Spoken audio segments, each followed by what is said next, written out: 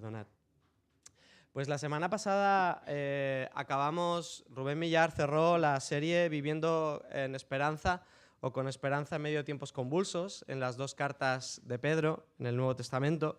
Y hoy empezamos una serie más de verano, aunque se alargará hasta finales de septiembre, en las parábolas de Jesús.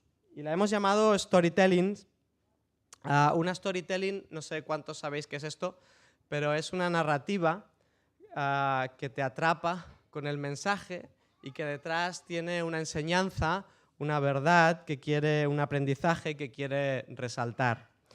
Y esto está muy de moda ahora en podcast.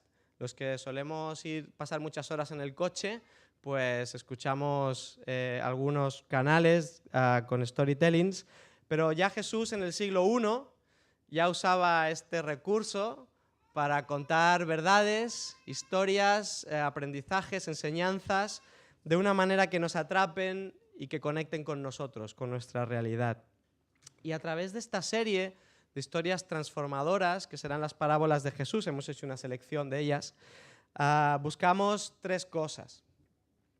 Una es conectar a Jesús y la enseñanza de Jesús con nuestra vida cotidiana, porque las parábolas conectan con el día a día de la gente. Jesús se encuentra con las personas encontrándose con el mundo que les envuelve. Y las multitudes que rodeaban a Jesús le interpelaban, le buscaban para que les hablara. A veces incluso, aunque él no se hubiera propuesto explicarles nada o enseñarles nada, ¿no? Porque sienten a Jesús partícipe de sus problemas. Porque Jesús es experto en la vida de todos, no es extraño, no es alguien lejano a las situaciones que vivimos, no es lejano a nuestra existencia del día a día. Y porque saben además que buscan a Jesús para que les enseñe, porque además Jesús habla con claridad, habla sencillo, asequible, nada rebuscado, simple. No solo porque Jesús sabe escuchar, le están buscando, sino sobre todo porque la gente que lo escucha se reconoce en lo que Jesús dice. Así que vamos a buscar conectar a Jesús con el día a día. También, en segundo lugar, vamos a buscar reconocer a un Dios cercano y cognoscible. ¿Y esto qué es? Esto es un Dios que se ha querido dar a conocer, que no se ha ocultado, que ha revelado su carácter, porque Dios es un Dios viviente que rechaza ser insensible o ser encapsulado en definiciones. Un Dios que rechaza ser inflexible o inaccesible. Así que vamos a buscar conocer mejor a Dios. Y en último lugar, lo que buscamos con esta serie de parábolas es resaltar la centralidad de la misión de Dios. El mensaje del Evangelio está en muchas de las parábolas que Jesús cuenta. Y en estos tiempos en los que la Iglesia, especialmente nosotros, buscamos desarrollar una misión integral, podemos ir a las parábolas, aprender a ser evangelizadores como Jesús. Así que estos son un poco los tres motivos en los que por los que vamos a estar estudiando las parábolas y considerándolas en los sermones. Y además, quiero resaltar que las parábolas nos transforman, esas enseñanzas de Jesús nos transforman por tres razones. Porque nos comprometen, porque nos animan, nos interpelan a tomar una decisión frente a la enseñanza y porque nos obligan a pensar, nos obligan a profundizar, a investigar, a explorar el significado profundo de las parábolas, que no es el que aparece a primera vista, a veces sí, pero que hay mucho más detrás. Así que espero que sea fresca y que sea estimulante para cada uno de nosotros. Y vamos con la primera. Os invito a abrir vuestras Biblias en el Evangelio de Lucas. La primera storytelling está en Lucas 18, versículos 9 al 14. Es la parábola, es la storytelling del publicano y el fariseo. Lucas 18, 9 al 14. Y dice así. Es Jesús enseñando y dice: refirió también esta parábola a unos que confiaban en sí mismos como justos y despreciaban a los demás. 2 hombres subieron al templo a orar. Uno era fariseo y el otro recaudador de impuestos. El fariseo, puesto en pie, oraba, y oraba para sí mismo, de esta manera: Dios, te doy gracias porque no soy como los demás hombres, estafadores, injustos, adúlteros, ni aun como este recaudador de impuestos. Yo ayuno 2 veces por semana, doy el diezmo de todo lo que gano. Pero el recaudador de impuestos, de pie y a cierta distancia, no quería ni siquiera alzar los ojos al cielo, sino que se golpeaba el pecho diciendo: Dios, ten misericordia, ten piedad de mí, pecador. Os digo, dice Jesús, que éste descendió a su casa justificado, pero aquel no, porque todo el que se ensalza será humillado, pero el que se humille será ensalzado. ¿Puedes, por favor, ponerme el PowerPoint? Esta parábola suele interpretarse de una manera muy amable para nosotros y parece ser tan inequívoca como son las cosas en los cuentos. En los cuentos solo existe el bueno y el malo. Caperucita Roja es la buena, el lobo es el malo. Hansel y Gretel son los buenos, la bruja en aquella casa es la mala. Cenicienta es la buena y sus 2 hermanas son de la peor calaña, ¿no? Porque la hacen sufrir injustificadamente. ¿No es lo mismo en este caso? El publicano es bueno y el fariseo es el malo. Y es que los cristianos se identifican desde hace siglos con el publicano y desprecian al fariseo. Pero junto con ese desprecio, también despreciamos a todos los fariseos hipócritas con los que nos encontramos. Pero al hacerlo, sin darnos cuenta, en la medida que despreciamos a un grupo, nos encontramos del lado de aquel a quien despreciamos, cómplices con él también. Porque si somos sinceros, en nosotros hay espacios y actitudes farisaicas, aunque en algunos casos nos cueste admitirlas. Y esta es una parábola de contrastes. Esta es una parábola de cosmovisiones diferentes, de actitudes opuestas, de comprensiones de la vida y de Dios totalmente distintas. Nuestros 2 personajes están demostrando la comprensión que cada uno tiene de la religión, de la devoción a Dios y de la espiritualidad. Y manifiestan su comprensión y su entendimiento de la relación con Dios, de sí mismos también, y de su relación con el prójimo. Fijaos que el fariseo ora consigo mismo, el publicano ni siquiera se siente digno de levantar la cabeza, así como un símbolo de humillación, ¿no?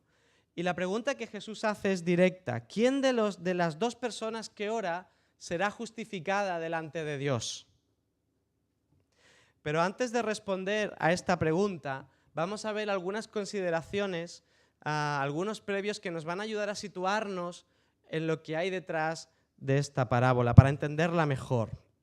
En primer lugar, estamos en una cultura, no sé si se ve muy bien, algunas imágenes que saldrán ahora son de la serie The Chosen, que no sé si la conocéis, es una serie que está en Movistar y es de la vida de los discípulos de Jesús y de Jesús mismo. Es una serie que os recomiendo que veáis y que también que os recomiendo que recomendéis, la redundancia, a vuestros amigos, ¿vale? Porque es una serie muy interesante. Estamos en la serie, este es Nicodemo, que es, como sabéis, es un fariseo, ¿no? Jesús cuenta esta parábola en una cultura de enorme aprecio a los fariseos. Y en nuestra parábola no solamente tenemos un fariseo, sino que tenemos un super fariseo. Lo sabemos porque este fariseo intenta ir más allá en términos de esforzarse el doble. Su ayuno, por ejemplo, lo hace 2 veces por semana, cuando la ley solo pedía que fuera 1 vez por semana. Un día a la semana él ayuna por sí mismo, se incluye a sí mismo en ese ayuno. El otro día de la semana, el extra que él hace, él está preocupado por los pecados del pueblo. por los pecados de los otros. Así que ayuna intercediendo ante Dios por los pecados del pueblo. Y en contraste, aquí tenéis a Mateo en la serie de Chosen, es un personaje muy interesante. En contraste con esa cultura de enorme aprecio a los fariseos, estamos en una cultura de enorme desprecio a los publicanos. Generalmente no eran bien vistos en sus comunidades.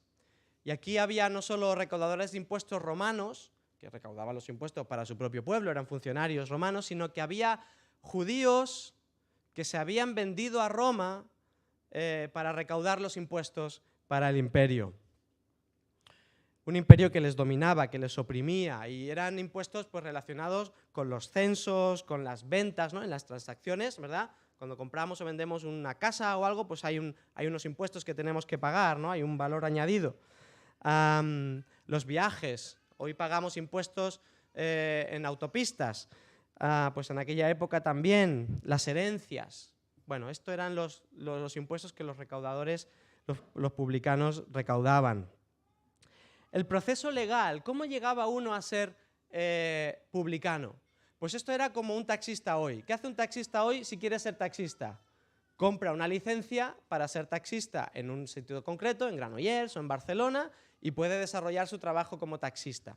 En aquella época, si tú querías ser publicano, recaudador de impuestos, tú comprabas la licencia para hacerlo y entonces el gobierno te permitía hacerlo en una zona determinada del imperio, ¿no?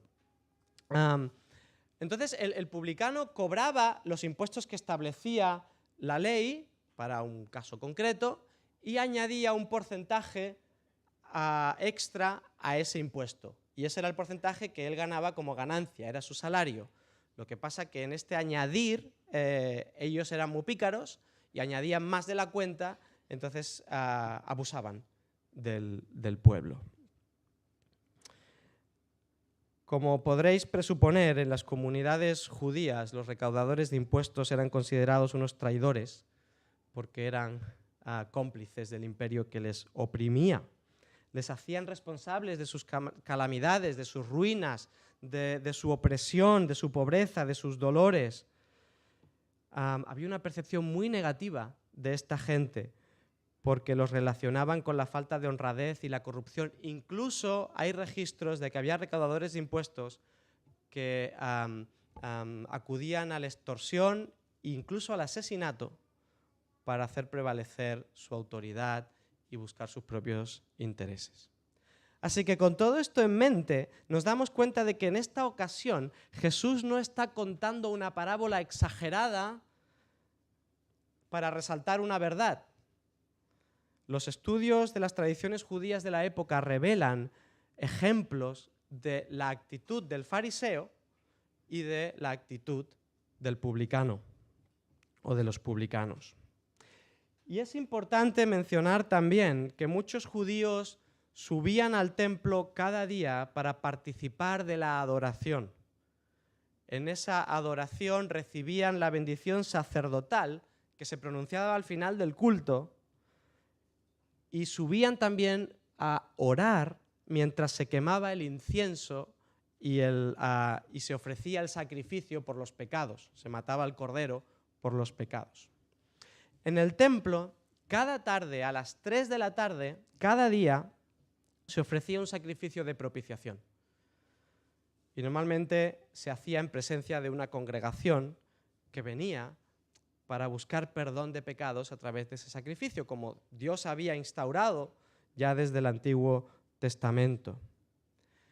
Por la oración que hace el publicano de la parábola de Jesús, es posible que fuera en este momento, a las 3 de la tarde, una oración privada que coincidía con el momento del sacrificio por el perdón de pecados, donde las personas, mientras se hacía el sacrificio, oraban y buscaban perdón. La tesis de esta parábola se resume en una sola palabra: justificación. Jesús dice, versículo 14, os digo que éste descendió a su casa justificado antes que el otro. 2 suben al templo a orar, 2 bajan, pero solo uno baja justificado. Por lo tanto, la parábola de Jesús responde a la pregunta: ¿cómo es justificada una persona delante de Dios? Y además, esta parábola nos habla de espiritualidad y de discipulado auténtico, con propósito y con beneficios. Y si os parece, lo que vamos a hacer con esto en mente, con este background, con este escenario en mente, de cultural y de lo que pasaba en aquella época, vamos a acercarnos primero al fariseo, luego nos vamos a acercar al publicano y vamos a ver qué podemos aprender de ellos, y finalmente, de una manera muy rápida, os comparto 3 conclusiones. Empecemos por el fariseo. Este es el legal. El fariseo es el que hace las cosas como Dios manda o como Dios espera. El fariseo es el practicante fiel y riguroso de la religión.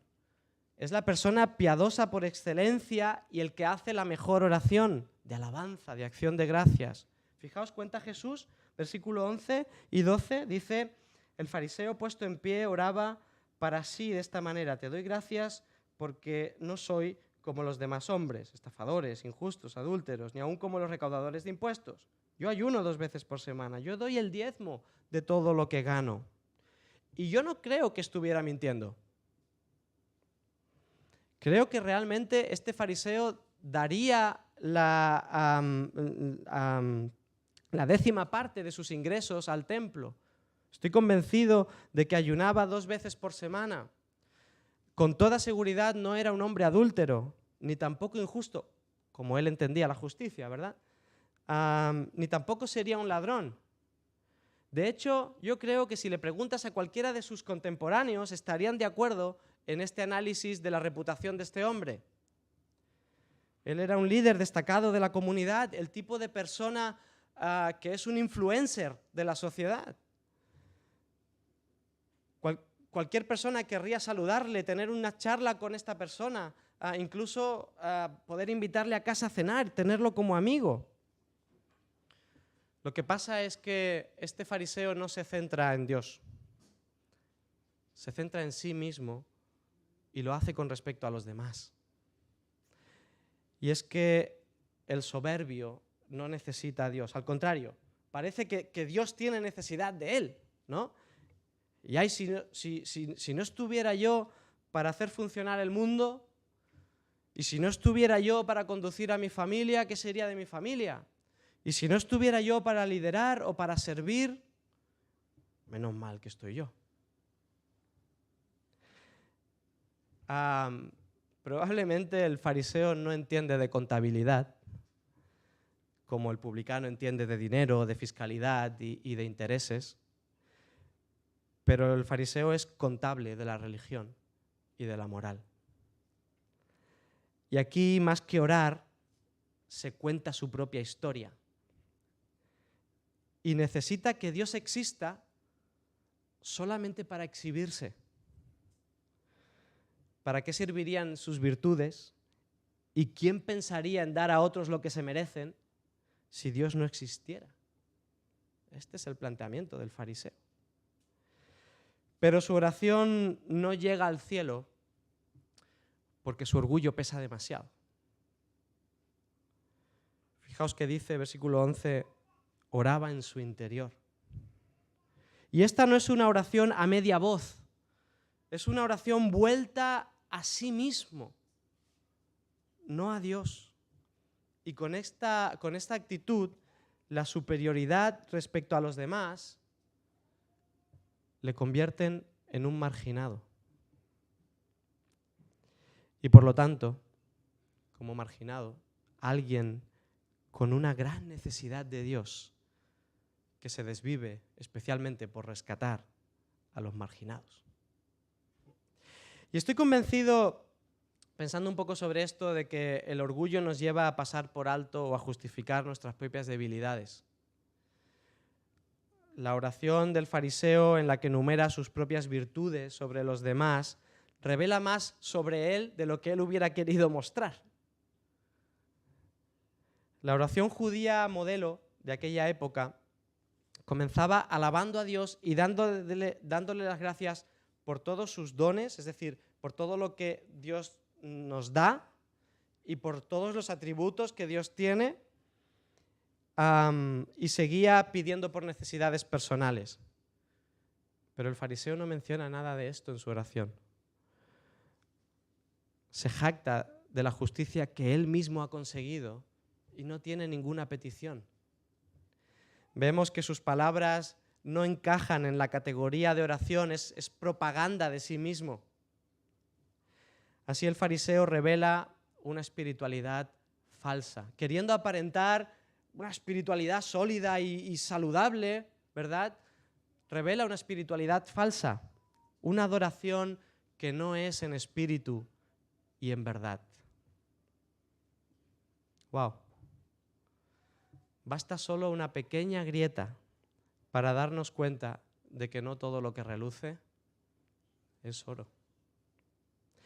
A veces la admiración hacia una persona de rasgos perfectos, de expediente intachable, de logros, de éxitos, de familia perfecta, según marcan los cánones, a veces eso se convierte en malestar y hasta en rechazo cuando nos damos cuenta de que no es perfecto o que no es perfecta.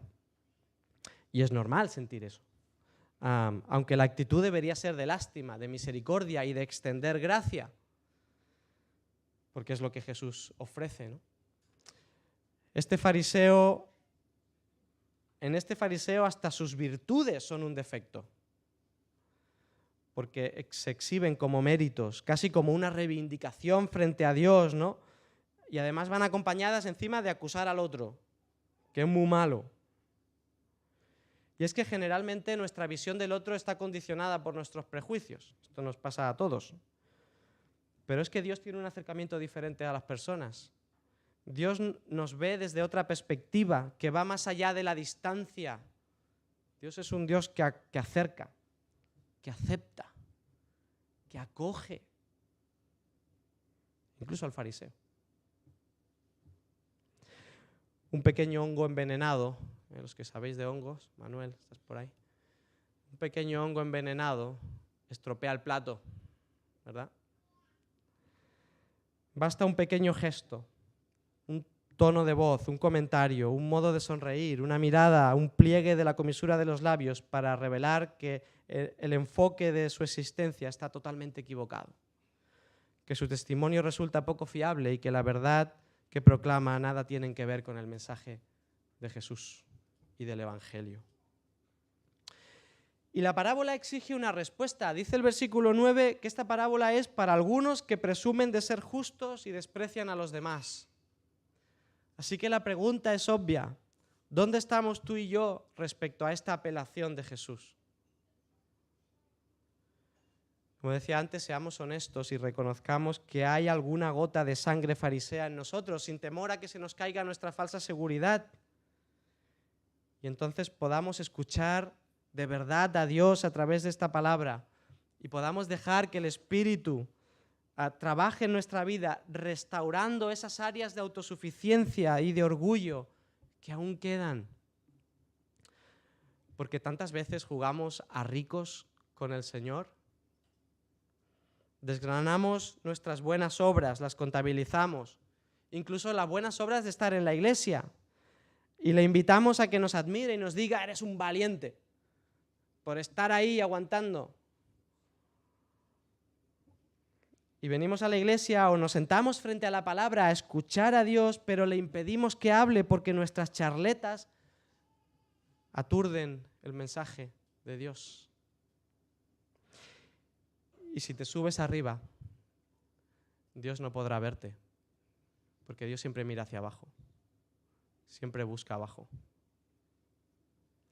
El Salmo 51:17 nos recuerda que los sacrificios de Dios son el espíritu quebrantado. Dice, al corazón contrito y humillado no despreciarás tú, oh Dios. Y muchas veces medimos nuestra relación con Dios en términos cuantitativos, ¿no? Como si Dios fuera un amo al que se le deben cosas, en términos de servicio en ministerios, en términos de asistencia al culto o de implicarnos con los marginados, o pon ahí en la lista lo que tú quieras. Y con cada una de esas cosas, entonces vamos cancelando nuestras deudas con el Señor, ¿no? Casi como buscando que Dios nos firme un documento que nosotros les hemos traído. Mira, Señor, yo soy así, así, así, fírmamelo, ¿no? Reconoce que esto es así, ¿no? Certifícamelo. Pero en la parábola, las demostraciones de devoción a Dios no están relacionadas ni con las formas, ni con la liturgia, ni con rituales, ni con obligaciones, ni con hacer cosas. En la parábola, la verdadera devoción a Dios no está asociada a la religión tradicional, sino a las expresiones vitales a Dios, de tu vida a Dios, de tu día a día, a tu relación diaria con Dios, a un diálogo íntimo, profundo con Él, que sale del corazón de una forma espontánea, humilde y sincera. Y en este punto vamos con el publicano. Este hombre no busca referencias, no busca referenciarse en los demás para ver si es mejor o peor. No busca ser justificado a costa de otros. Le basta con mirarse a sí mismo y darse cuenta que solo cuenta con la gracia de Dios, que no tiene otra cosa. Tampoco se excusa, no le vemos excusarse. Ni siquiera mira hacia el fariseo y dice, ese va mucho a la iglesia, tiene una fachada de intachable, pero es peor que los demás. Ni siquiera dice, prefiero ser como soy que ser como él. Ni siquiera dice, en el fondo, yo soy más honesto, aunque él se dé aires de persona devota. El publicano sabe que es un impresentable y lo reconoce. Lo genial del Evangelio de Jesús es que solo cuando estamos sinceramente convencidos de que no tenemos nada que presentarle a Dios, es cuando podemos presentarnos delante de Él. El publicano sabe que las únicas credenciales válidas para presentarse delante de Dios es reconocer su pobreza. Y ya Jesús nos ha enseñado de esto al principio del ministerio, en el Sermón del Monte, bienaventurados los pobres en espíritu. Esta es la condición para presentarnos delante de Dios. Y para no seguir siendo un impresentable, reconoce que necesita la misericordia, la gracia, el amor, que Dios está dispuesto a extenderle, porque le ama. Fijaos que ni siquiera tiene necesidad de detallar sus culpas. Ya lo ha hecho el fariseo por él. Le basta con resumir, pecador, y sacar sus conclusiones. Dios mío, ten misericordia de mí. Y vamos a fijarnos un poco en la comunicación no verbal que tenemos aquí. Versículo 13 dice, pero el recaudador de impuestos de pie a distancia no quería ni siquiera alzar los ojos al cielo, sino que se golpeaba el pecho diciendo, Dios, ten piedad de mí, pecador. Si vamos a la postura aceptada para orar en aquella época, según algunos comentaristas, era cruzar las manos sobre el pecho y mantener la mirada gacha. Esta era la manera en la que se oraba en aquella época. Pero este hombre no mantiene sus manos inmóviles sobre el pecho, sino que las mueve golpeándose rápidamente y de manera sucesiva. Y este gesto en Oriente Próximo, desde Irak hasta Egipto, es algo característico de expresión de algo, ahora os lo cuento. Pero era característico principalmente de las mujeres, no de los hombres. Pero este hombre está haciendo un gesto que no es propio de los hombres de aquella época. Cuando encuentras una manifestación de un hombre haciendo este gesto, hay algo en común. es la manifestación de un dolor y un sufrimiento extremo, profundo. En la Biblia solo lo encontramos en 2 ocasiones. En esta parábola de Jesús y en Lucas 23, 48, que estamos en la escena de la cruz, de la crucifixión de Jesús. Y dice Lucas: y cuando todas las multitudes se habían reunido para presenciar este espectáculo, la muerte por crucifixión de Jesús, al observar lo que había acontecido, se volvieron golpeándose el pecho. En este texto, Lucas explica que toda la multitud se marchó golpeándose el pecho, y esa multitud estaba formada por mujeres que hacían eso, pero también estaba formada por hombres que lo estaban haciendo. Algo sobrecogedor vieron, experimentaron, de una magnitud tan grande como la que ocurrió en el Gólgota, para hacer que hombres de Oriente Próximo hicieran uso de este gesto. ¿Y por qué golpearse el pecho en la parábola? Porque es como golpearse el corazón. Y Jesús nos enseña en Mateo 15, 19 que del corazón salen los malos pensamientos, los homicidios, los robos, los falsos testimonios y las calumnias. Así que conocer el trasfondo que os acabo de explicar nos ayuda a entender la sinceridad del remordimiento que siente este publicano. La profundidad del dolor con que este publicano está sintiendo su pecado al reconocerse pecador y reconocer su posición delante de Dios y la necesidad que tiene de que Dios le salve. Y seguimos leyendo y nos dice que golpeándose el pecho exclamaba: ten misericordia de mí. O en otras versiones, sé propicio a mí. El recaudador de impuestos no está pidiendo misericordia en general a Dios. ¿Recordáis a qué hora estamos? Las 3 de la tarde. El sacrificio por los pecados. Así que lo que está pidiendo de forma muy concreta es que los beneficios del sacrificio se le apliquen a él. En una traducción más literal sería: Dios, haz una propiciación para mí. Yo necesito esto para mí, para poder reconciliarme contigo. Vamos a recrear por un momento lo que está pasando aquí, lo que está viendo el publicano.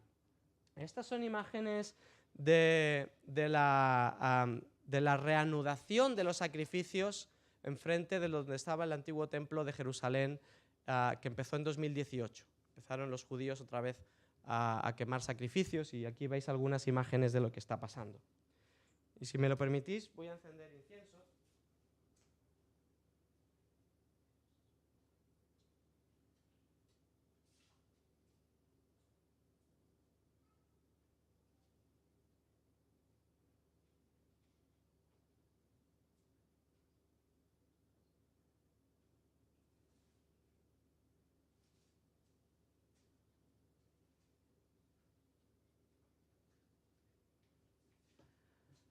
Vamos a intentar recrear la escena juntos.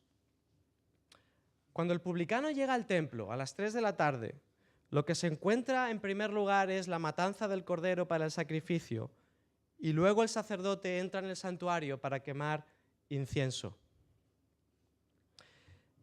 En estos 2 actos, los israelitas no eran meros observadores, porque lo que se estaba haciendo se realizaba en nombre del pueblo. El sacerdote estaba siendo representante del pueblo. Y esto tenía que ver con afirmar la relación del pueblo de Dios con Israel para el perdón de pecados. Cuando esto pasaba, el sacerdote se ponía en pie, abría los brazos y exclamaba de manera fuerte el nombre de Dios. Toda la congregación se arrodillaba para recibir la bendición del sacerdote. Y todo esto se hacía con la conciencia de que Dios en su misericordia iba a aceptar la ofrenda en el altar. Y si nos fijamos en otros elementos de la liturgia, podríamos escuchar el estruendo de los címbalos resonando, el toque de esas trompetas largas con un sonido potente, la lectura de los salmos o el cántico del coro de los levitas. Y podríamos visualizar allí al pueblo arrodillado al final de todo eso. Intenta percibir el olor penetrante. Algunos decís sí. El olor penetrante del incienso. Intenta imaginar el sonido de los címbalos y ver esa gran nube de humo que sube hacia el cielo. Y el recaudador de impuestos está ahí en medio, pero se mantiene un poco alejado para que no le vean, porque él no se cree digno de estar entre los demás. Está quebrantado, anhela formar parte de eso. Desea poder estar entre los justos, está profundamente arrepentido, se golpea el pecho y grita con arrepentimiento y con esperanza: oh Señor, permite que yo pueda disfrutar de eso también. Permite que yo pueda tener una relación contigo. Perdóname, Señor, haz una propiciación para mí, un pecador. Y la respuesta a su angustia llega enseguida.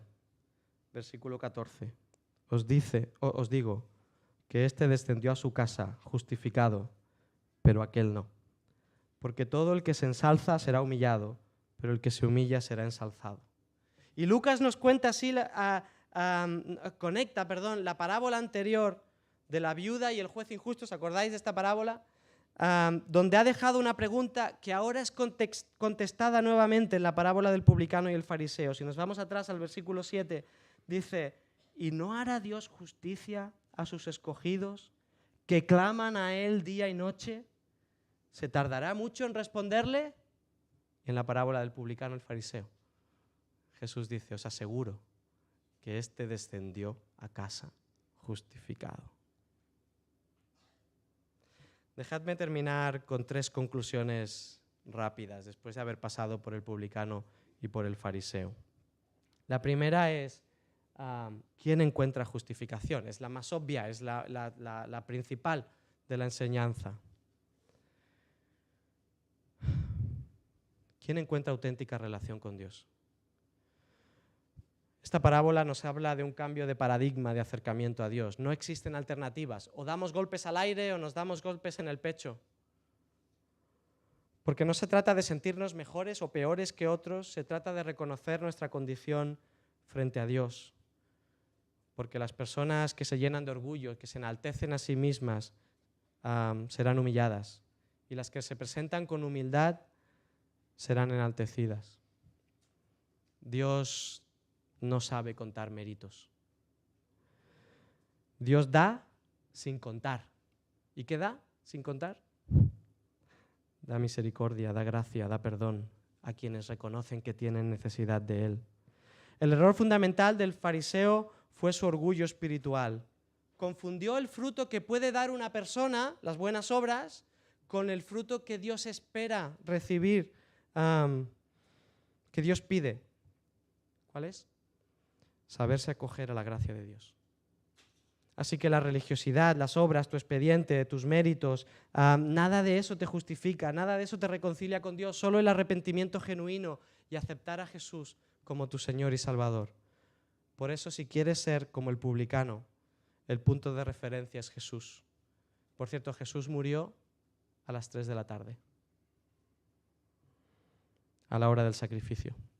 Y Jesús es el único y suficiente sacrificio para que te reconcilies con Dios. De manera definitiva, ya no hay que hacerlo cada día, ya Jesús lo hizo para siempre. Y este es el único medio posible para ser perdonados y volver a tener una relación íntima con Dios. ¿Hay alguien aquí esta mañana que quiere reconciliarse con Dios? ¿Hay alguien aquí que ha entendido eso y quiere reconciliarse con Dios porque aún no lo ha hecho? Solo tienes que levantar tu mano. Y si te da vergüenza hacerlo en público, puedes buscarme después del culto y hablamos más sobre esto. 2 cosas más, 2 últimas. El auténtico discipulado va desde una vida en el Espíritu.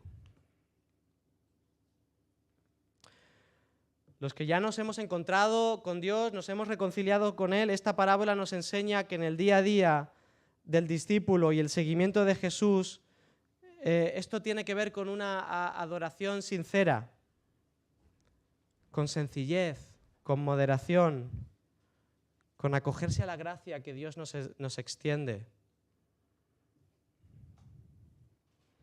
Noemí, ¿puedes sacar el incienso fuera?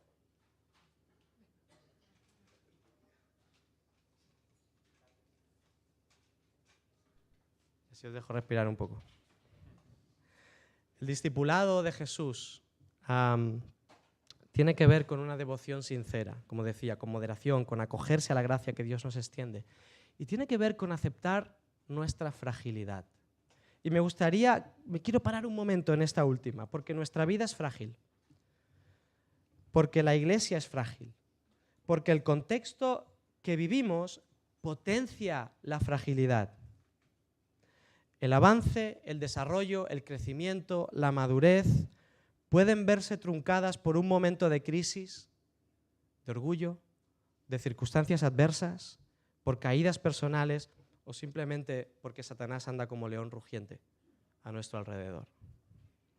Como iglesia también hemos de mostrar un seguimiento humilde de Jesús, porque a pesar de que tengamos buenas dinámicas, no hay que pensar que somos una iglesia fuerte o autosuficiente. La realidad es que la misión de Dios siempre se desarrolla en fragilidad, porque se desarrolla a través de personas y para personas. Y en ese sentido, el liderazgo de la iglesia debe ser consciente del cansancio, de los problemas cotidianos de sus miembros, con sus sinsabores, con sus tristezas, de lo difícil que es mantener un clima de unidad en la iglesia, de lo difícil también que es educar a los hijos y que sientan deseo por el Señor. Pues bien, todo esto debe tenerse en cuenta a la hora de hacer misión y de seguir desarrollándonos como comunidad, siendo conscientes de la fragilidad y también celebrando cualquier avance, cualquier conversión, cualquier espacio de crecimiento. Y es importante también que vivamos con alegría estas cosas, porque la alegría, el gozo, el contentamiento son buenos antídotos contra la fragilidad. Por eso los malos rollos, las malas maneras nos hacen extremadamente frágiles y vulnerables. Pero el seguimiento auténtico de Jesús es necesario cuando somos débiles, porque si siendo débiles nos encontramos en Jesús, entonces encontraremos fortaleza y capacidad. Por eso hemos de profundizar y crecer en nuestro discipulado. Y en contraste con esto, en contraste con el fruto del Espíritu, con una vida espiritual centrada en el Espíritu, es que pues el orgullo, la autosuficiencia, el prejuicio, la inmisericordia, la hostilidad, cosas que no tienen espacio en la vida de los seguidores de Jesús, porque nos alejan de Dios y nos alejan del prójimo. Y estas actitudes son especialmente desechables en relación a los otros, a quien muchas veces juzgamos o no consideramos buenos cristianos porque no encajan en nuestros patrones de lo que nosotros entendemos que debe ser un cristiano, porque no llevan el traje que nosotros pensamos que debería llevar un cristiano, porque le falta la corbata, porque le faltan los gemelos o porque le falta el collar y no lo lleva y es un mal cristiano o cristiana. Y les descalificamos como si la experiencia de fe fuera única y estándar y Dios no se acercara a nuestras realidades para amarnos y trabajar desde ellas. Y la última idea tiene que ver con la auténtica espiritualidad.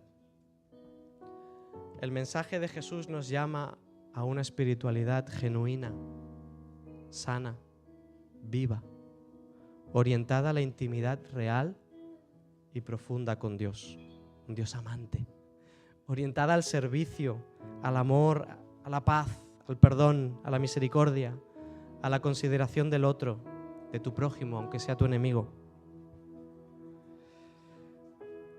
Alguien a quien amar, a quien dignificar, el prójimo al que atender, al que acompañar. Una relación con Dios desde la humildad, desde el diálogo,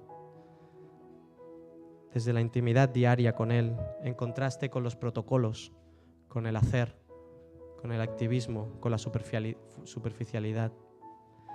La espiritualidad a la que nos llama Jesús en esta parábola es una espiritualidad saludable que genera discípulos moderados, sabios, prudentes, humildes, respetuosos, íntegros, en desarrollo y maduros. Quiero dejar unos minutos de silencio, de simplemente que pienses en lo que has escuchado. Si aún no has creído en Jesús como tu Señor y Salvador, igual que este publicano te reconoces pecador, levanta tu mano y nos acercamos a ayudarte en esta oración, o búscame después del culto y hablamos. Y si ya eres discípulo de Jesús, solo repasa algunas de las cosas que esta parábola nos enseña y pídele al Espíritu que te ayude a aplicarla y que trabaje con ellas. Que el Señor os bendiga.